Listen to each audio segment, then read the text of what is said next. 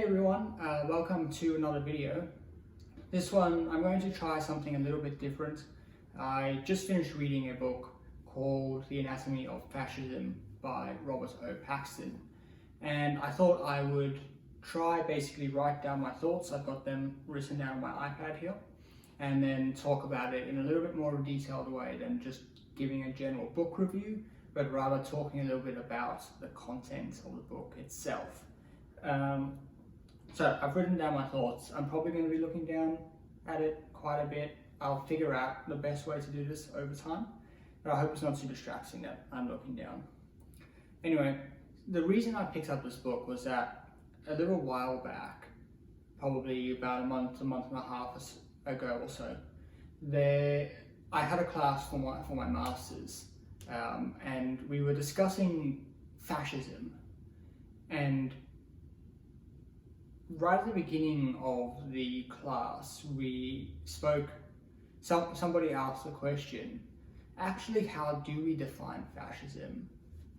Just so that we can frame the conversation. And we ended up speaking for the whole class about how we actually define it. How do you give a definition of fascism with which you can then include and exclude various regimes as either fascist or not fascist?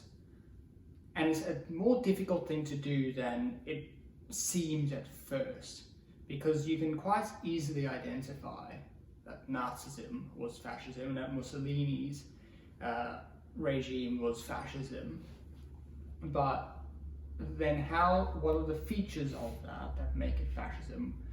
Do we include, for example, Franco's Spain? Are they fascist? What makes Stalin not fascist if he has a lot of similar features? Can you look at monarchies? If you go back in time, are they fascist? They're totalitarian in a lot of cases, but are they fascist? And so we spent a lot of time talking about this. And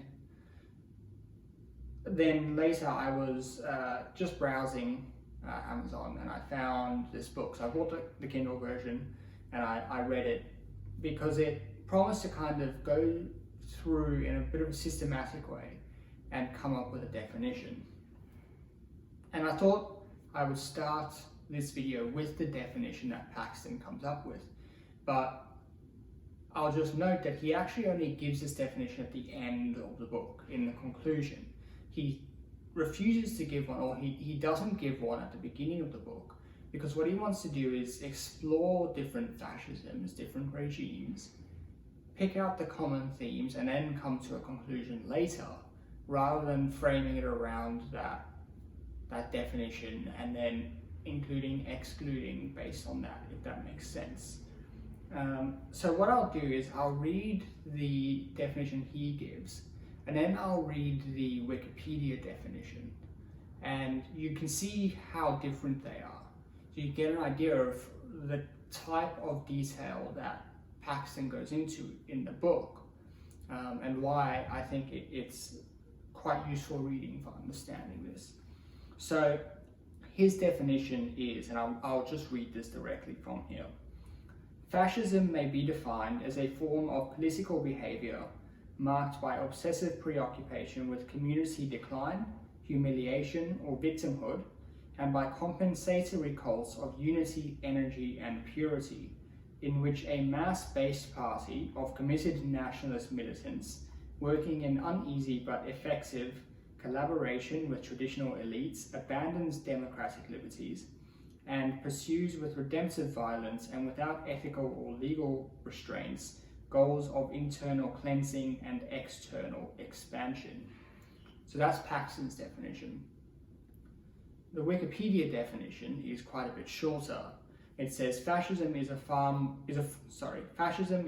of far-right, authoritarian ultranationalism characterized by dictatorial power, forcible suppression of opposition, and strong regimentation of society and of the economy, which came to prominence in early 20th century Europe.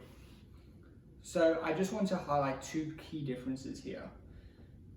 Paxton doesn't necessarily put fascism on the right. And this is an important point. He's not falling into trouble saying that fascism is socialism, just to get that out there. But he's not saying it's necessarily a far-right ideology, not necessarily so. Now, the forms of fascism we've seen happen to have been far-right, but they don't have to be in Paxton's definition. The other one is that Wikipedia has that sentence, or that clause that says came to prominence in early 20th century Europe. Paxton doesn't do that. Paxton holds that fascism can happen again. It isn't confined to that time. This is something he talks about in the book. It can happen again, and wasn't just confined to those regimes that we've seen and nothing else, as some historians do hold. So I'll now go through some of Paxton's analysis, and we'll talk about them. So basically, coming back to the far right thing, Paxton says that when you look at the 18th century, there's mainly three large political ideologies. There's liberalism, there's conservatism, and there is socialism. And each of those ideologies are what he terms them isms, and they are based on intellectual debate. Gentlemanly people, men, gentlemen, debating ideas, writing things, making speeches. It's an intellectual activity. Fascism, Paxton argues, isn't like that. It's not born out of intellectual debate. There are certainly some intellectual underpinnings, and he highlights some of those, but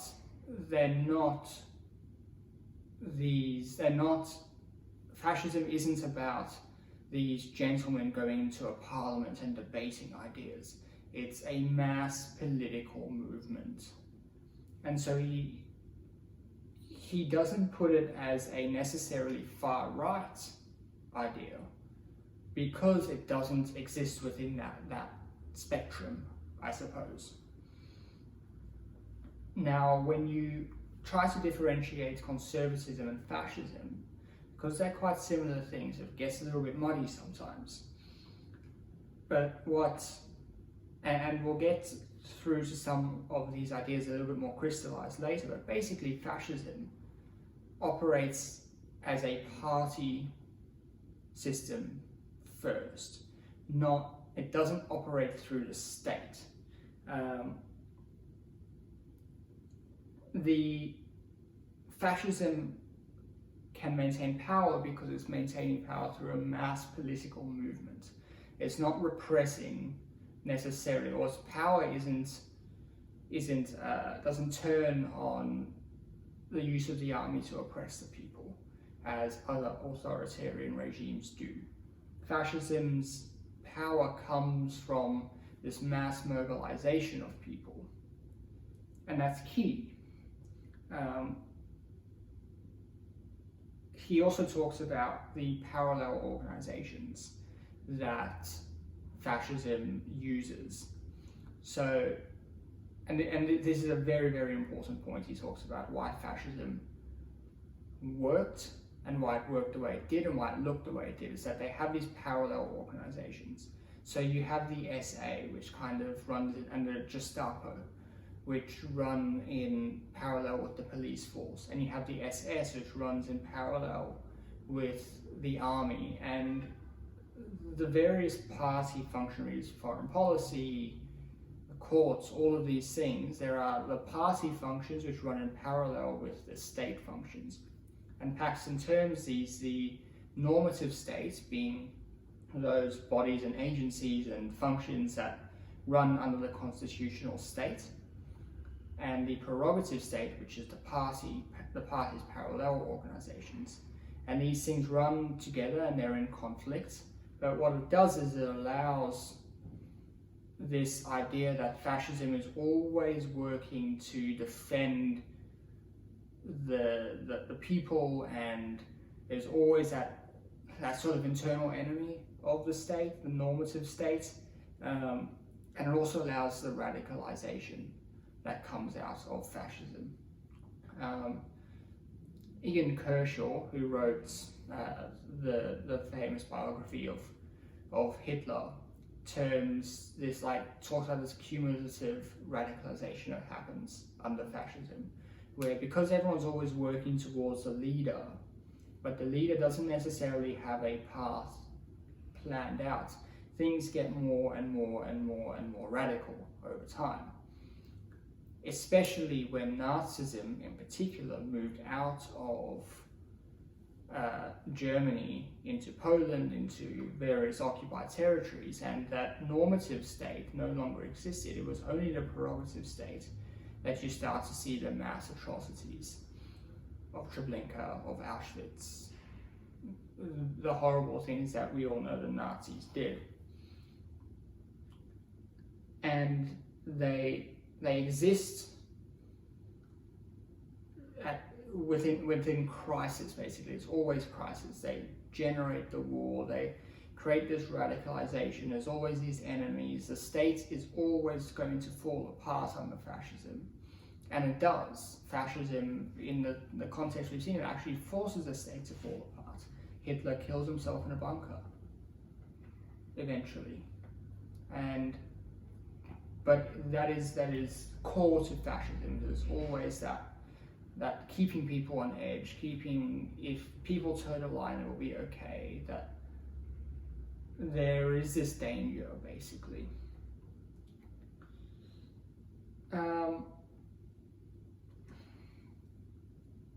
Then I just wanted to basically talk about the last little bit where Paxton talks about whether fascism could happen again. And some people, the Wikipedia